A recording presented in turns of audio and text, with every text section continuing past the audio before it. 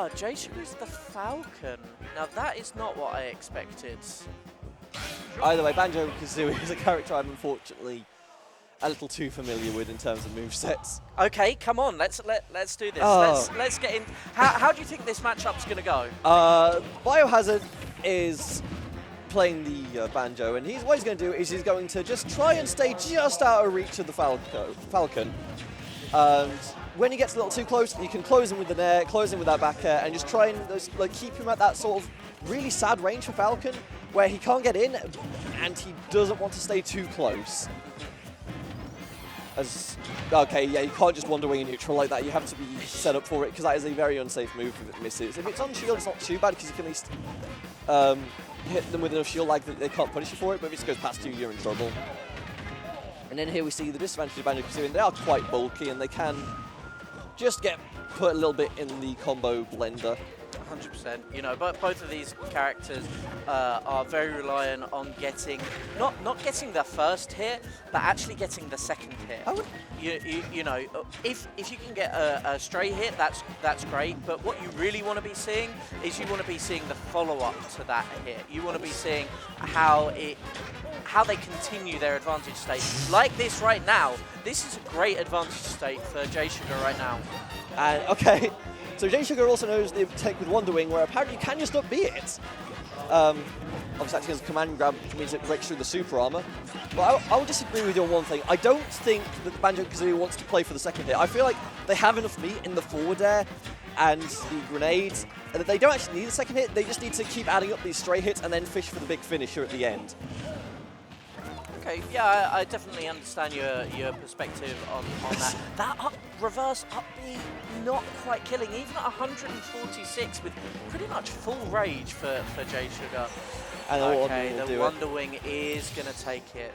The first one was maybe too aggressive, the rest of them have worked out rather nicely. Well, for the most part for Biohazard, as they find themselves the stock lead and just breaking around that up B now. Almost into the grade, it doesn't matter the jab block off the combo. Has been taken by Biohazard in this very early start of that stock there, but you know, JSugar managing to turn it around, get that up B out of disadvantage, and you know, reset back to the neutral here, and he just unfortunately can't seem to stop running into those grenades. Manages to shield that one, but doesn't get anything off the back of it. That's a good adaptation for Biohazard there. Using Wonder Wing off stage, so it's a lot harder for JSugar to immediately go for follow-up grab, which has been getting quite a bit here. So now Biohazard at least is able to go for these aggressive Wonder Wings a little safer. Now he realizes, okay, he's actually punishing me for this. Let's try and play around with some more. Right now, just being pushed back off stage though. You're able to at least take some space with these grenades, but you can feel like JSugar is like getting a little bit aware of where these grenades are coming, isn't falling for too much right now, and just needs to actually convert this into damage. That's a very risky up smash. 100%. And I think what's really interesting is that we've almost kind of got like, wow. Not quite it's the raw Wonder Wing.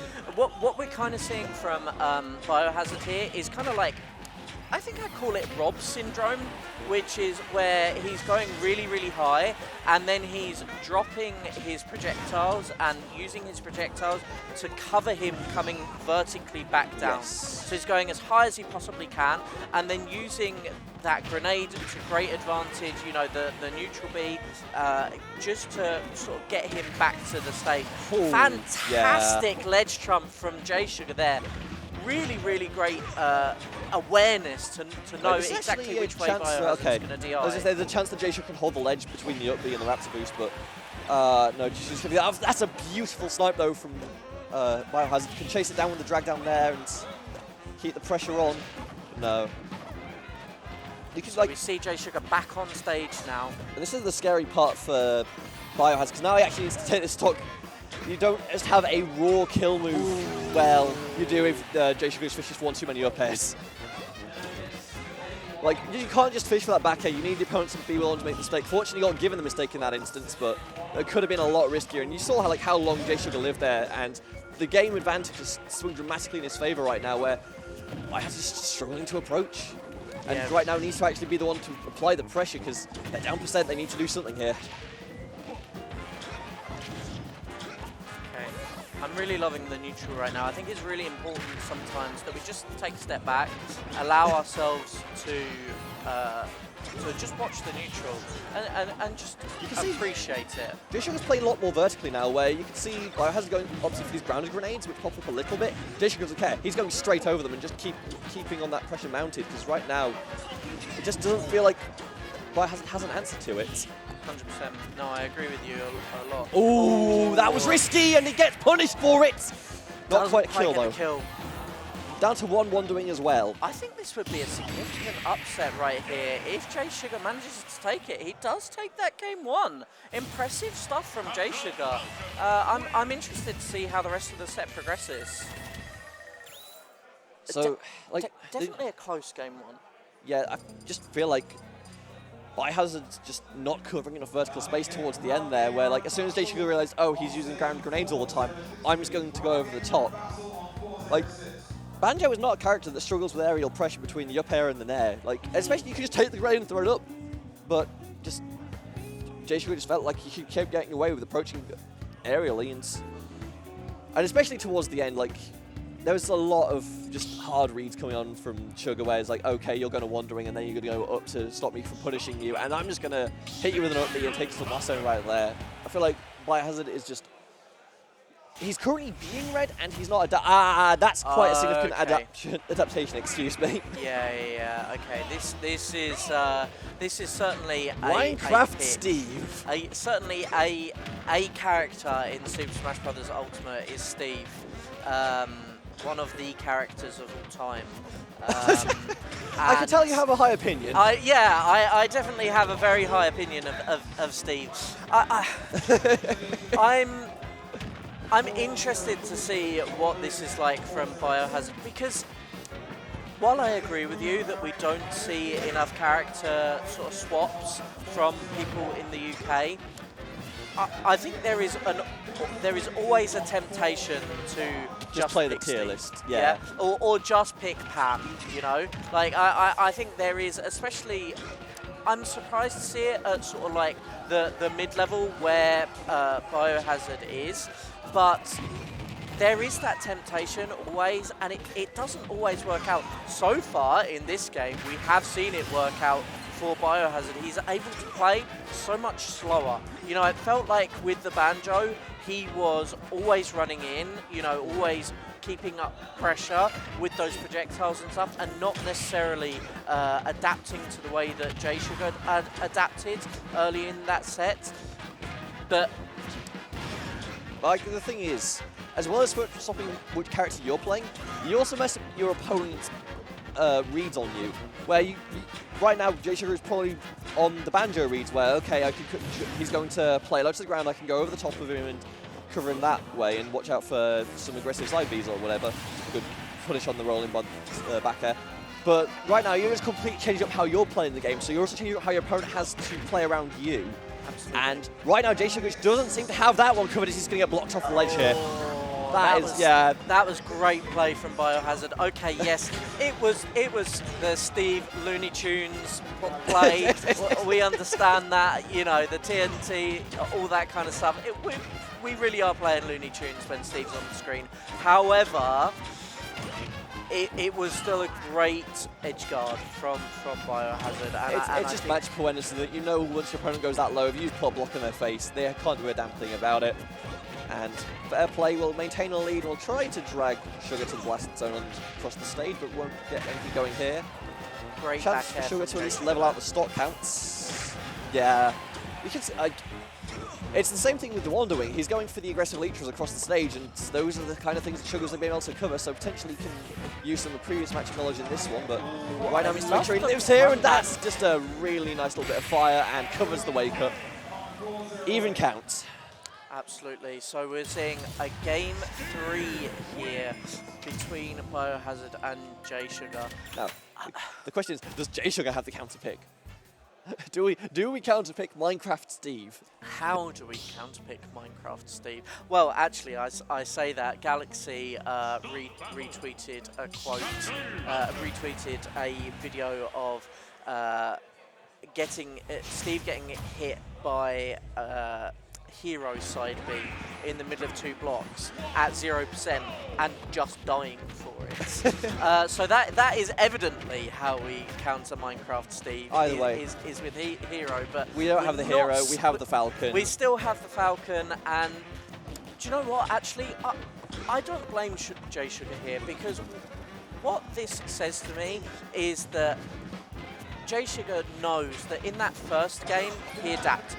You know, he was able to understand the banjo to its fullest extent and take that first game. Now, with a whole game being downloaded, he may have that advantage coming into this game 3, because okay, yeah, you did lose game 1, but maybe you can understand what game 1 did. Sorry, you lost game 2. You may have been able to see what game 2 went wrong and come back in this third game.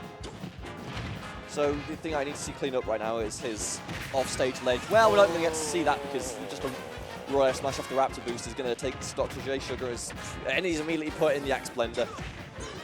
Because you saw, like, he got punished by the blocks, and then he got punished by the fire into Wake Up F smash. Like, right now, the neutral is okay, but the offstage is just costing him too dearly.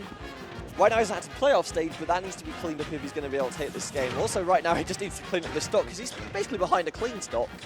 He needs to find a way of also killing the Steve as he just boosts him into a lock. He tries for the up B again, but just gets beat to the punch. Oh, that Electra just punishing JSugar from going out there. He needs to able to maintain some pressure on ledge, but okay, that was a lot smoother this time. Just opting to go over the top and put that down tilt killed. Must have been died? I think he was DIing out to try and avoid a second hit, but just ended up dying to DIing out. So yeah, Sugar has potential to bring this one back at least, but right now he's just giving biohazard just way too much freedom to mine materials, which is something you don't necessarily want to do with Steve, is that if you just give over the diamonds, it just doesn't feel great for you. You do just die. It at least has a juggle going, but actually what we have seen from JSugar here... That's hits! That is disgusting. What I was about to say, before he took 50% from the TNT and now has lost his stock, is actually he had brought it back. You know, before that interaction, he had actually managed to bring back the whole stock disadvantage that he was at, and it was fairly even percent. However, what we're seeing now is that, you know, it may not be fresh diamond, but we're seeing diamond from Biohazard. He also had diamond in his back pocket as well, which is very terrifying. Which means that when he does lose that stock, or if he does lose that stock, in fact, maybe on the wake up, we will be seeing fresh diamond again. Okay, I like the attempt there from JSugar. Unfortunately, just doesn't realise that Electra was going to pancake the jab, and that's just one you have to feel bad about. But one of those matchup knowledge things, isn't it? Really. But at least shown that Sugar, like, he knows what he needs to do to take the stock. He just needs to execute and not fall victim to another offstage shenanigans. Great back air there. Good spacing on it. JSugar. Yes. I think the reason that was so good is because what happened was he saw that Biohazard had stopped in neutral, had taken a slight break, and just immediately adapted to it, turned around, got that back air out, and ended up taking that stock. Now, we are seeing the fresh diamond here for Biohazard. I wonder if we are going to be able to see the whole stock disappear. Great. There one start off good combo. extension. It's now Falcon time. You're talking about Luigi time. It's Falcon time. Oh, this is scary though. By the minecart. Yeah. That off okay. stage just bites him in the rear on that final situation. Not prepared for the minecart. Sugar knows what he's done, and you can tell he's like frustrated at himself for that one. As he walks off, he's like, "Yeah, I got." You know. And that's going to happen, right? At some point in your tournament life, you are going to lose a set that perhaps, you know, you weren't ready for a counter pick, or you weren't ready for something to happen that does. And unfortunately, you know, that's why we run double elimination, because, okay, maybe you do lose